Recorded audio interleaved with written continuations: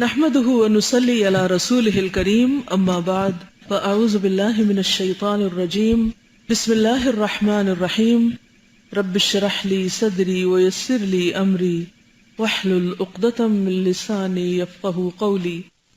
چوپائے سے بدفعلی کرنے والے پر حد لازم ہوگی یا تعدیبی سزا؟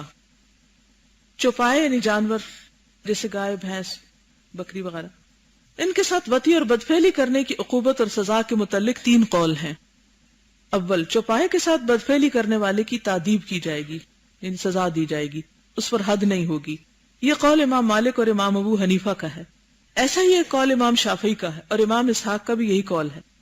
نمبر 2، اس کا حکم زانی کا حکم ہے. اگر کمارا غیر شادی شدہ ہے تو اسے کوڑے لگائے جائیں گے، اور اگر محسن شادی شدہ ہے تو اسے رجم کیا جائے گا. یہ قول حضرت حسن کا ہے. سوم، اس کا حکم لوتی کا حکم ہے. امام احمد بن حنبل کی یہی تصریح ہے، کیونکہ یہ بھی ایک غیر طبعی فعل ہے، فطرت کے خلاف. ان مختلف اقوال کے پیش نظر یہ امر مستخرج اور مستنبت ہوتا ہے کہ حتمی طور پر قتل کر دینا اس کی حد ہے، یا اس کی حد وہ ہے جو زنا کی ہے. جو لوگ اس کی حد قتل بتاتے ہیں وہ استدلال میں سنن نبی داؤد کی وہ روایت پیش کرتے ہیں جو حضرت عبداللہ بن عباس سے مروی ہے. حضرت صلی اللہ علیہ وسلم نے ارشاد فرمایا، من اتا بہیمۃ فاقتلوہ واقتلوها معہ. جو شخص چوپائے کے ساتھ بدفعلی کرے اسے قتل کرو اور اس کے ساتھ چوپائے کو بھی جان سے مار دو، کیونکہ اس کے اندر بھی ایسی نجاست آ جاتی ہے کہ جس سے مزید خرابی پھیلنے کا اندیشہ ہے. یہ جانور، آپ نے میڈ کاؤ کا قصہ سنا ہوگا، یہ اور اسی طرح کے فساد اور خرابیاں، کیونکہ اس سے بھی جانوروں کے اندر بیماری آنے اور پھر اس جانور سے دوسرے جانور کو اور اس سے مزید آگے بیماریاں پھیلنے، اور پھر یہ جانور انسانوں کی غذا بھی بنتے ہیں تو وہ پھر انسانوں کے اندر وہ چیزیں ٹرانسمٹ ہونے کا اندیشہ ہوتا ہے. یہ سب خلاف فطرت چیزیں. یہ وطی اور دخول ایسا ہے کہ کسی حال میں جائز نہیں، لہذا اس کی حد قتل ہے. وہ لوگ جو اس کے متعلق حد کے قائل نہیں کہتے ہیں کہ اس بارے میں کوئی صحیح حدیث موجود نہیں.